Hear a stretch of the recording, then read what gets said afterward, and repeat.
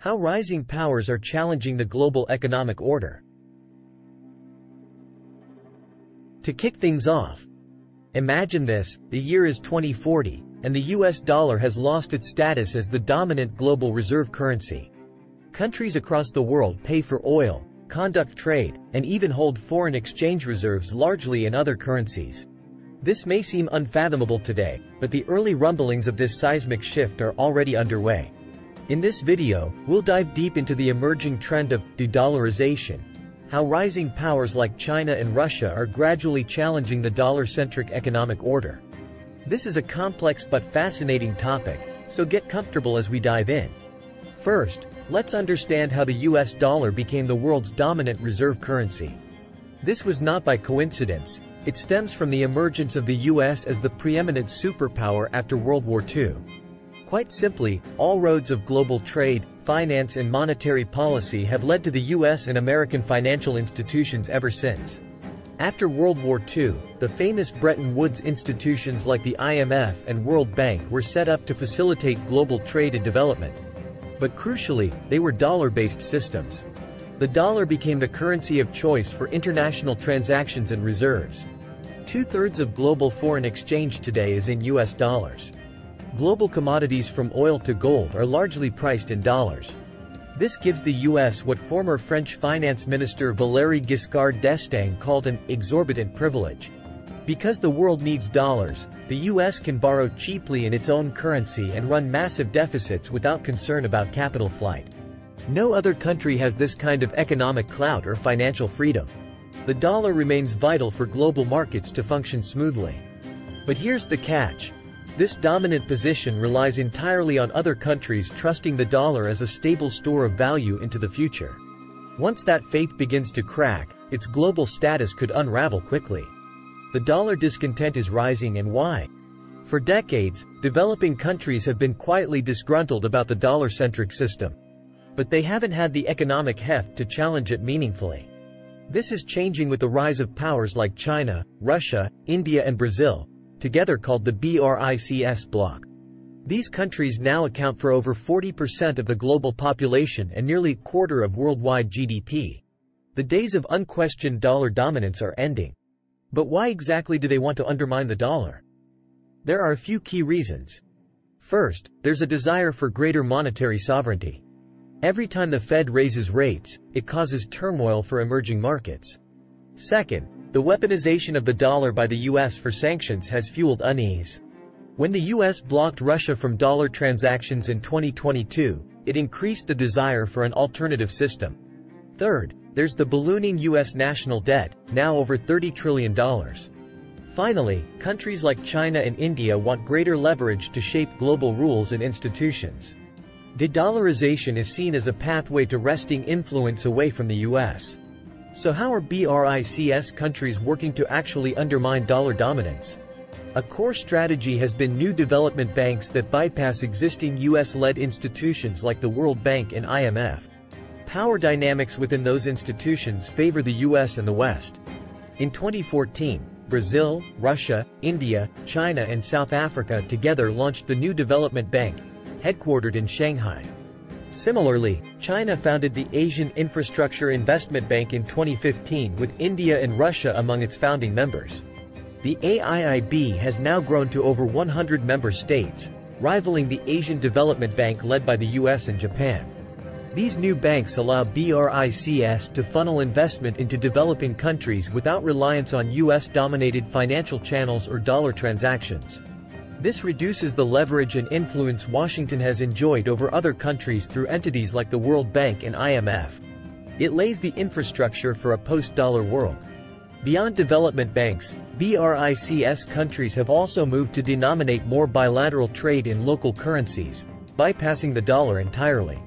China and Russia have shifted away from dollars in their trade. In 2022, only 36% of their large trade deals were in dollars, down from over 90% in 2015.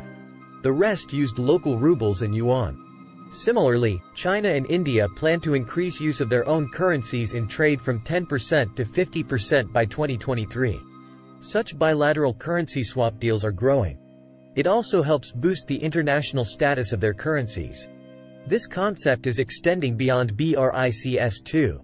Saudi Arabia is now considering selling oil to China in yuan.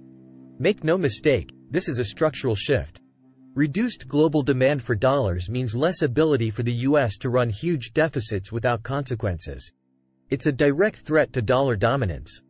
But the biggest weapon BRICS countries have to undermine the dollar lies in the plumbing, the financial messaging networks that form the circulatory system of international commerce. The most critical is SWIFT, the Society for Worldwide Interbank Financial Telecommunication based in Belgium. It's used by over 11,000 financial institutions globally to send secured payment orders.